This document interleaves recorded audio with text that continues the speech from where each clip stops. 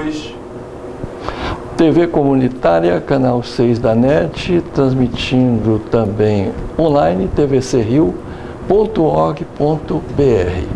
Núcleo Sindical, hoje recebendo aqui a nossa querida companheira, permita dizer assim, mas sobretudo professora, educadora, a Eliette Ferrer, que, entre outras coisas, é militante política, sobretudo dos direitos humanos. Eliette, seja bem-vinda. Muito obrigada. Obrigada. Aqui os canais da TV são seus, viu?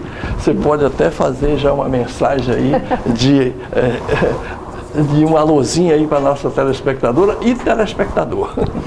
Boa noite a todos, bom dia ou boa tarde, dependendo da hora que esse programa vai ser passado, né?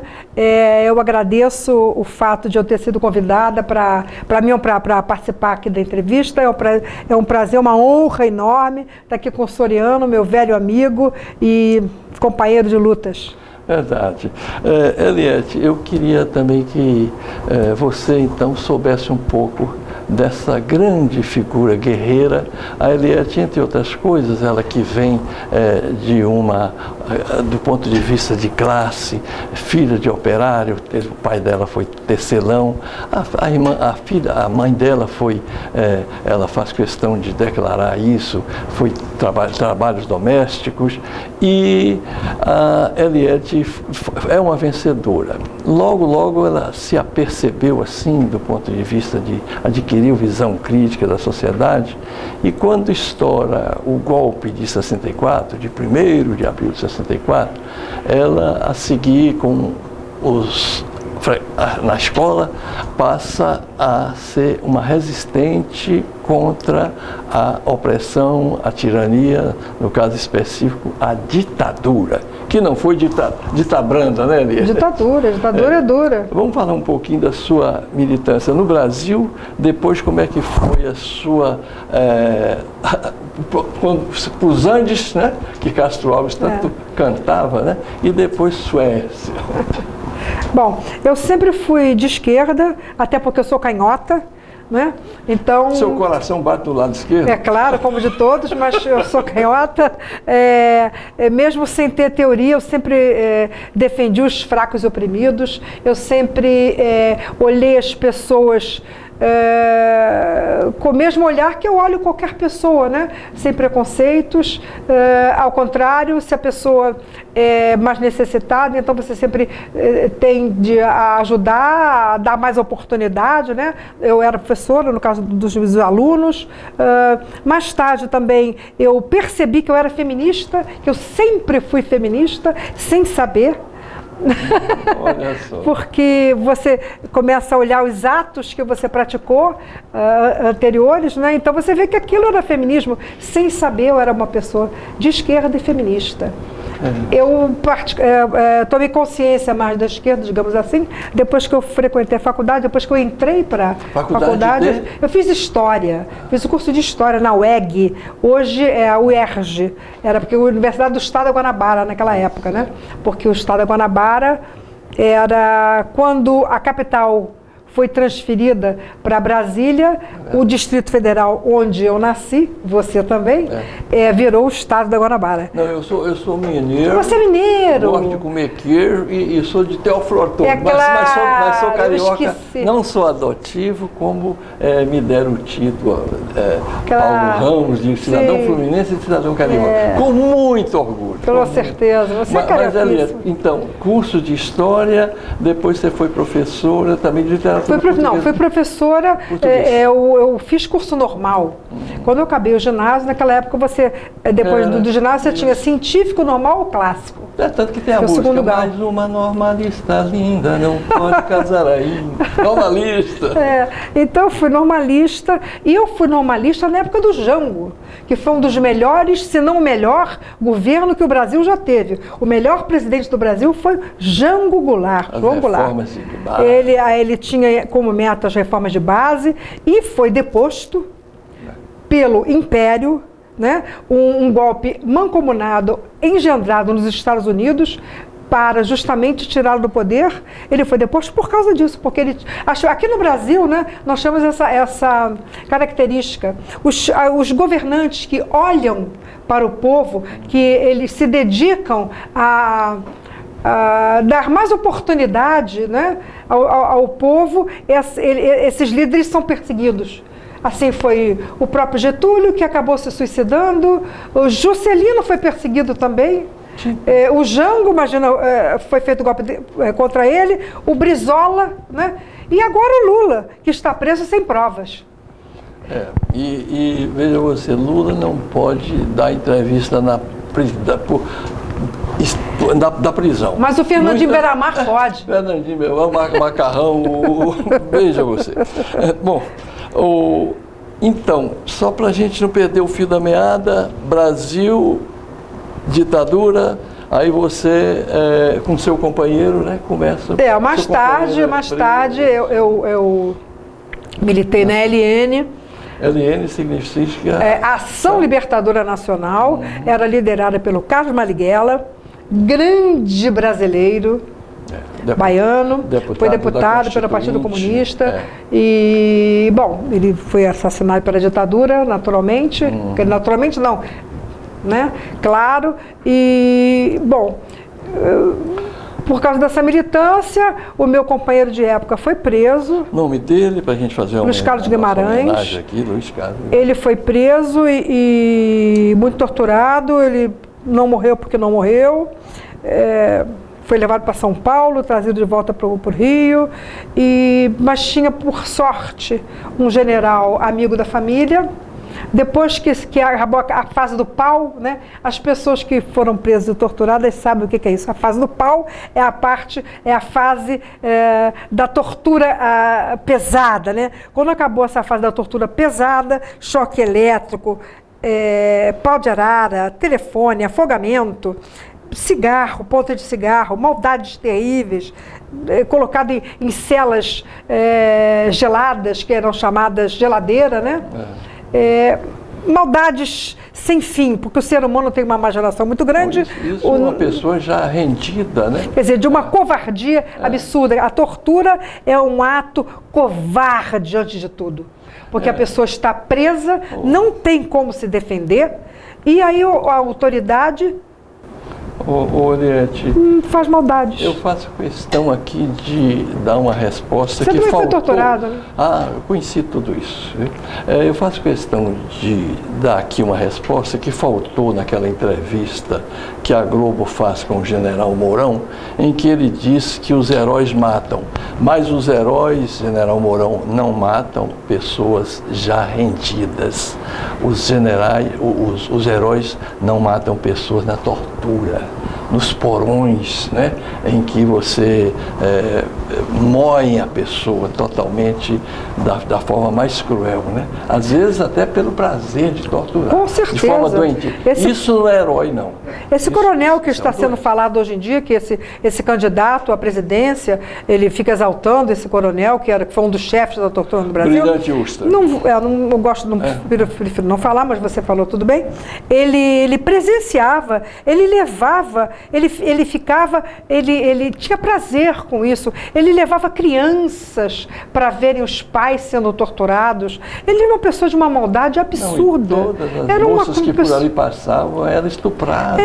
A maioria das mulheres que foram presas foram estupradas. Quase todas, não vou dizer todas, porque não sei, mas... né? Então, quer dizer, essas pessoas são de uma covardia sem limites. Então, aí vocês vão para o Chile. Nós então saímos do Brasil. Havia um general amigo da família que, por sorte, conseguiu, na época que ele tinha ido para o DOPS, que ele saiu do DOI-CODE, saiu da Barão de Mesquita, saiu da UBAN, que ele também foi para a UBAN. Então ele foi para o DOPS na sessão, na espera, né, para julgamento, o que seja. Então esse general conseguiu que ele... a gente sabia que aquele era por horas. A gente tem que homenagear os militares bacanas. Você tem o nome desse general? Não sei. Que pena, né? Porque a gente tem aqui que falar nomes de militares maravilhosos. Por exemplo, o Marechal Rondon merece nosso respeito. Claro. Marechal Teixeira Lott, Lógico, Brigadeiro Rui Moreira com Lima. Certeza, não é? com certeza. A gente tem uma visão muito aberta e procuramos ser justos e humanistas nesse Com certeza, com certeza. Né? E generais patriotas também, militares, né? Há que se render homenagem. Com certeza. E no Chile? Bom, antes de ir para o Chile, nós fomos para a Argentina. Esse general soltou o Luiz Carlos por horas. Nós sabíamos que aquilo ia ser muito rápido. Então, assim que ele saiu, nós entramos na clandestinidade e fomos a caminho da Argentina, porque a gente iria para o Chile, mas não tinha ainda endereço certo, havia muita confusão. Nós fomos primeiros para a Argentina. E na Argentina nós ficamos um tempo, enquanto a gente esperava contato com as pessoas que estavam no Chile. Mas nós tínhamos muito medo de ir para o Chile, porque havia muito medo de haver golpe no Chile. Até que nós recebemos comunicados lá do Chile que, não, no Chile não vai ter golpe, o chileno é muito legalista, impossível ter golpe de Estado no Chile, porque eles são legalistas. Bom, nós fomos para o Chile, e chegamos no Chile, 2 semanas antes do golpe. Chegamos em agosto, mais ou menos, fim de agosto. Eu não lembro a data em que a gente chegou no Chile. E chegamos para sermos presos, praticamente, né? Então, nós fomos presos no dia 12 de setembro, no dia seguinte ao golpe, que o golpe foi iniciado no dia 11 de setembro de 1973. 11 de setembro. Tem 45 anos. Lembra alguma coisa, o 11 de setembro lá uma data fatídica. Uma data fatídica.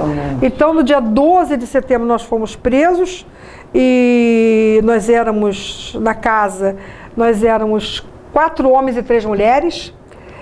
Nós fomos entraram, acho que cerca de 20 carabineiros na casa, invadiram a casa e revistaram tudo, estavam à procura de armas e, bom, não encontraram armas. Nós fomos então, nós éramos estrangeiros todos brasileiros, nós fomos levados para o terraço do edifício, nós íamos ser fuzilados. Foi eu nem sei como dizer, hoje, né, 45 anos depois, mas aquele momento foi um momento muito grave, muito sério.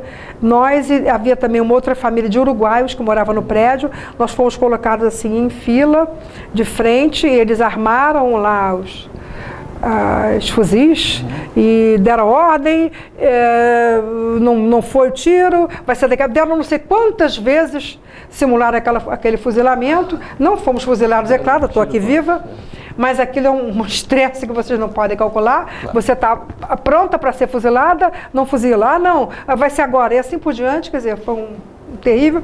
E nós saímos de lá, fomos empurrados até lá, levados até lá de volta a casa. Houve... É um momento que eu não gosto de falar. Mas quem quiser ver o que foi, tem alguma coisa de forma dramatizada. Esse livro aqui diz tudo o que aconteceu comigo. Aqui no livro, nesse livro 68, A Geração que Queria Mudar o Mundo, esse livro aqui que eu organizei, também relata há 170 relatos de 100 pessoas. Uma das 100 pessoas sou eu mesma. Eu relato o que aconteceu comigo no Chile e na Argentina e posteriormente na Suécia, porque depois do golpe do Chile nós fomos então para a Suécia. Porque Mas antes sobre ilustrações, além desse livro maravilhoso que você organizou e que o Aquino, que aliás é graças a ele e ao Max Figueiredo que nós estamos sendo levados aqui, filmados e levados ao ar, a quem agradecemos, devido a esses companheiros, portanto, que você fez um close, né, Aquino, nós queremos falar um pouquinho outras ilustrações que a gente pode ver no Brasil, no Chove sobre Santiago, um filme muito importante. Aquele livro, o filme chamado O Desaparecido, do Costa Gravas. Chama-se O Desaparecido em português. Então, Costa Gravas. Sugiro a você aí, telespectador. É um filme que fala justamente sobre foi um cidadão estadunidense que desapareceu no golpe.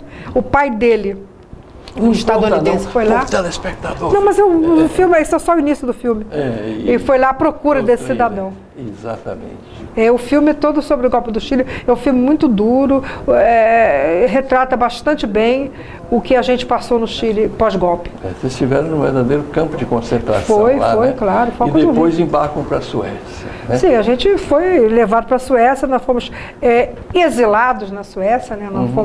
Nós éramos... Acho que não sei quantos brasileiros estavam na Suécia, mais de 100, não sei. Eu conheço alguns, né? Eu conheço o Arissa Lucino Leite, o Marquinhos, o Marcos, conheço Marcola. Ele morreu, Marcola, não morreu? Faleceu, conheço também aquele que é professor de História, seu colega de História, que... ele tem também trabalhos publicados junto com Aquino, esse professor. O Chiquinho. Chico Mendes. Chico Mendes. Que não é o Chico Mendes do Amazonas. Não, Francisco Roberval Mendes. Muito bom, também foi exilado. Mora em Paquetá hoje em dia. Companheiro Francisco Roberval Mendes. Então, Suécia. E como era o convívio lá e com os demais latino-americanos? Nós chegamos na Suécia nus e crus, digamos assim, né? Sem saber nada da sociedade sueca. Eu lembro que quando eu cheguei no Chile, os brasileiros que estavam lá falaram assim, meu Deus, que diferença cultural, como é diferente. Nós aqui é tão diferente do Brasil, tão diferente, que diferença cultural, que abismo cultural. Aí eu olhei aquilo, é diferente, falava espanhol, os chilenos eram baixinhos, assim, mais fortezinhos, tipo, bastante diferente dos brasileiros, né? E alimentação diferente, eu entendi aquilo. Agora, quando eu cheguei na Suécia, aí é que eu vi o que era abismo cultural, o que era diferença cultural, né? Nós não entendíamos nada da língua sueca, o clima era absolutamente diferente do Brasil, nós chegamos lá em novembro, fim de novembro, claro, a neve cobria a cidade de Estocolmo, nós fomos para Estocolmo, e, bom, complicado viver no exílio. Ou seja, mas a amizade fica mais estreita ainda, né? Quando os exilados formam uma espécie de bolha, né? Uma ilha, né? Digamos assim, no início, você só se relaciona com aquelas pessoas com as quais você já conhece, tem confiança. Fernando Gabeira foi também? Eu prefiro não falar dessa figura. Eu prefiro não falar. Vamos falar de outras pessoas, por favor. Nós temos o companheiro Guilhem, por exemplo, que foi o primeiro exilado a chegar na Suécia. Ele chegou, acho que em 68. Ele saiu do Brasil em 60. Saiu junto com o golpe, com o Brizola. Morou no Uruguai durante muito tempo e depois ele acabou indo para a Suécia e foi ele o grande precursor, talvez o primeiro exilado latino-americano que chegou na Suécia. Na casa dele passaram quase todos os exilados antes do golpe do Chile, né, que foram para a Suécia. Ele acolhia as pessoas, então os marinheiros foram para a casa dele. Tem um marinheiro que foi o último que voltou ao Brasil. Claro, o Neguinho. Ele é o maravilha, o Geraldinho, Antônio Geraldo Costa. Ele mora hoje em dia em Maceió. Ele está bem, está ótimo. Ele ficou 40 anos na Suécia com um nome falso. Então ele tinha problemas, né? Na própria Suécia. Na Suécia, porque ele chegou lá, ficou com receio, né, de dizer quem ele era, que ele tinha sido preso, tinha sido muito torturado, ficou traumatizado, ele não revelou que ele era ele. Então ele teve filhos, ele casou com um nome falso.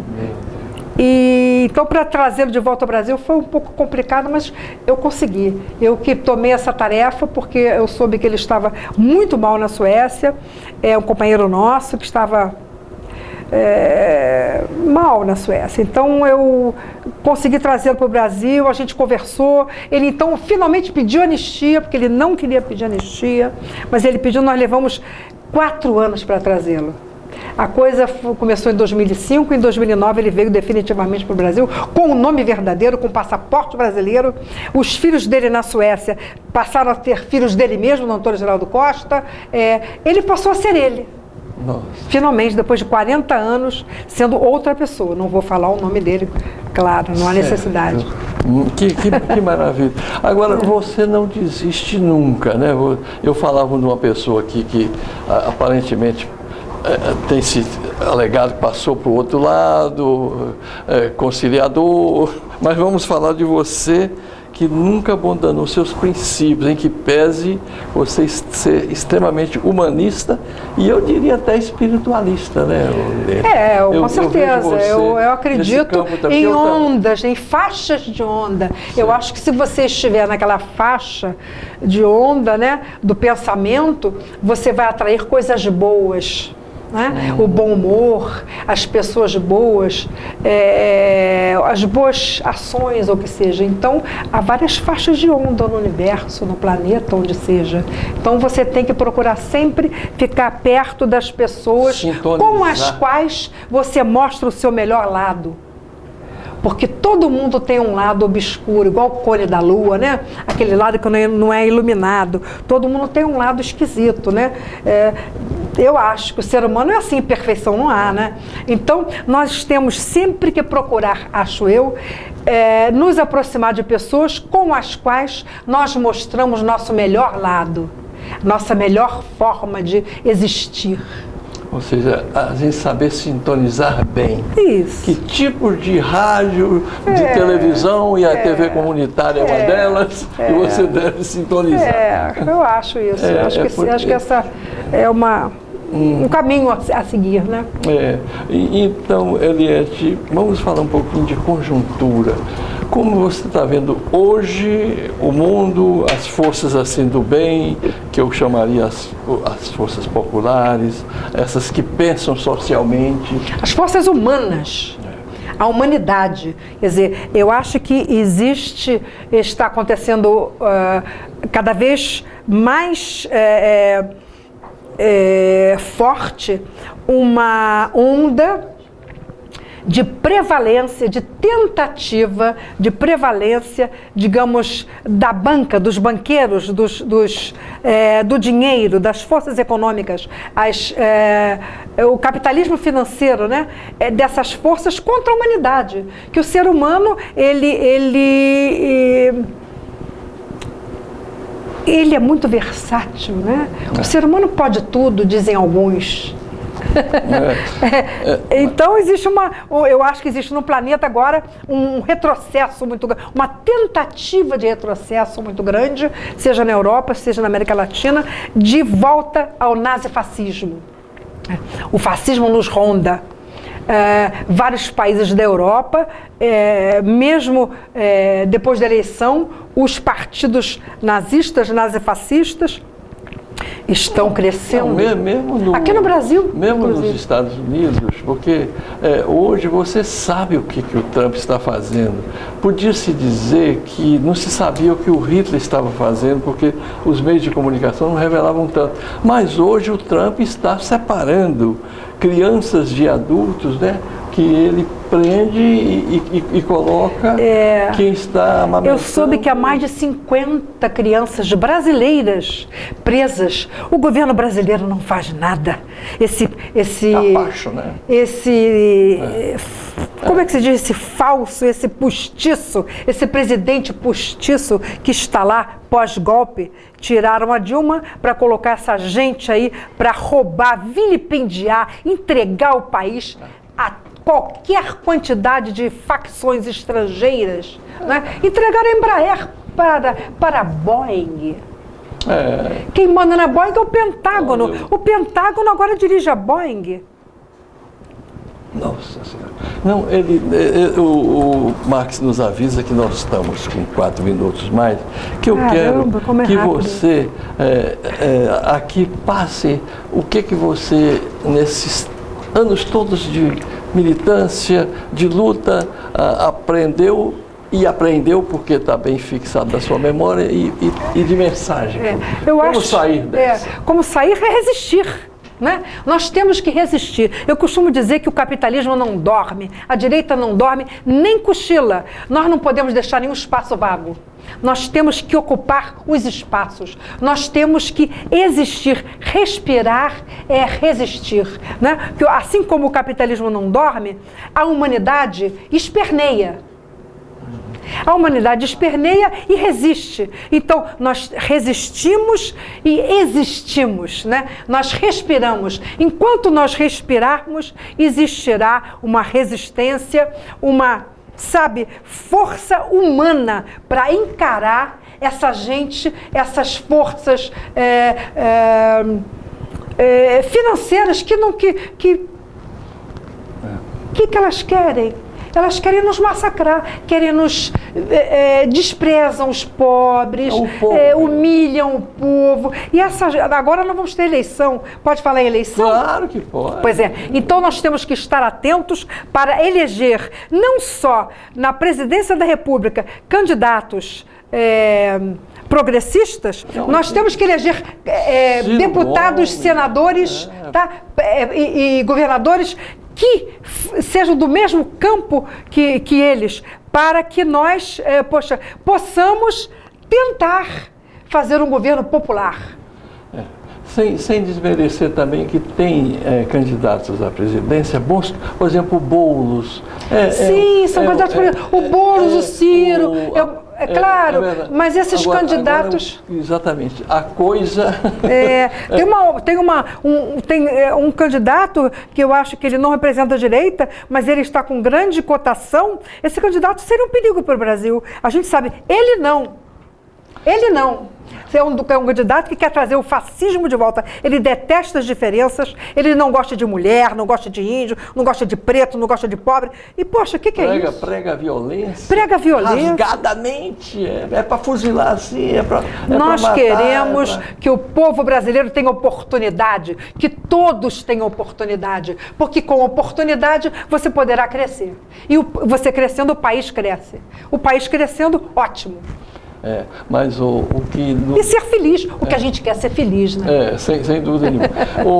Eliette, foi uma alegria muito grande a sua presença aqui e você tem mais meio minuto para despedir da nossa telespectadora. Eu agradeço a companhia, sua companhia, a companhia de vocês e espero voltar, né?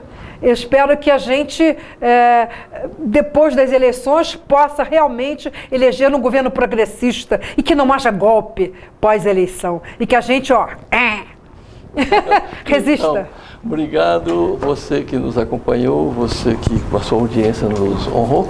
E TV Comunitária, canal 6 da NET, transmitindo também online, tvcrio.org.br, Núcleo Sindical.